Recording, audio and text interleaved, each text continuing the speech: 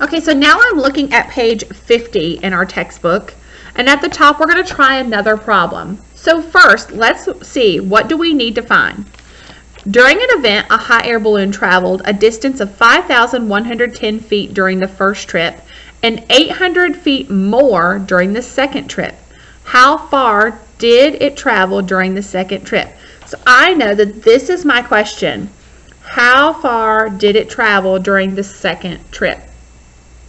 The information I'm going to use is the numbers that they've given me. They've given me, okay, 5,110 feet, and this was the first trip.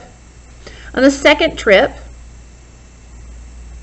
they had 850 feet more that was traveled. So this is also important. Knowing that this was the first trip, and then on the second trip, it wasn't 850 feet that they traveled, but it was 850 feet more than the first trip. So how are you going to use this information?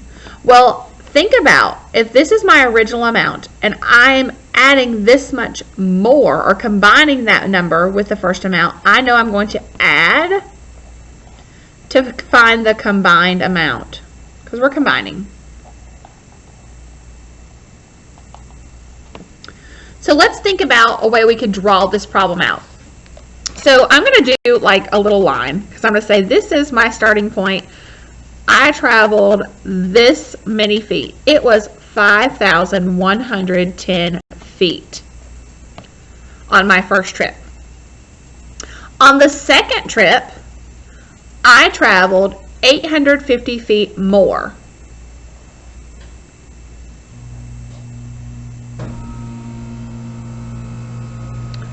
So I added that amount to my number line. So now I want to find how far did they travel during the second trip. So I can see that I have to combine the two amounts. So I'm going to add.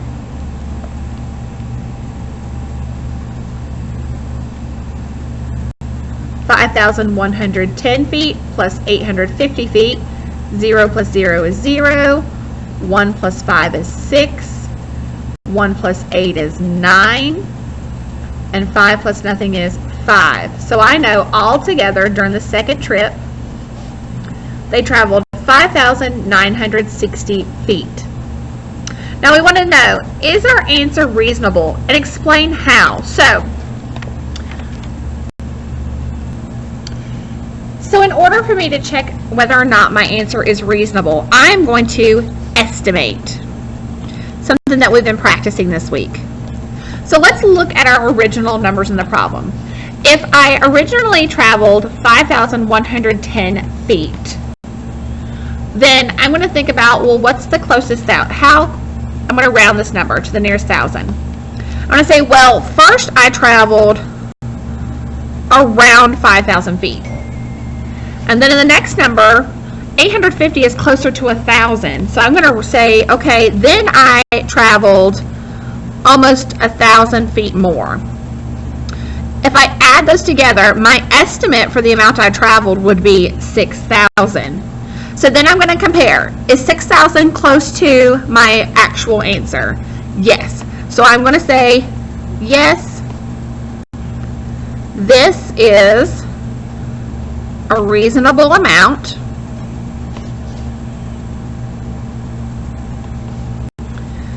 Because 6,000 is close to my actual answer.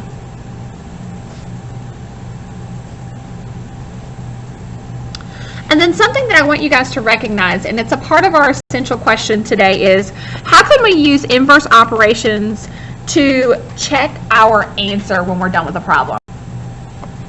And the reason that we can use inverse operations is we know that addition and subtraction are the opposite of each other. Remember, inverse means opposite. It's one of your vocabulary words from our unit from the past couple of weeks that you should have been studying. So I could actually take 5,960 and subtract the extra amount of feet that I traveled on the second trip. 0 minus 0 is 0. 6 minus 5 is 1. 9 minus 8 is 1. 5 minus nothing is 5. And I can see that my actual answer is correct because I went from my total back to the original amount that I had on the first trip. That's how you can use inverse operation to check your answer. Do the opposite of the answer. Take the total, subtract that minuend, and then find if you had the first answer.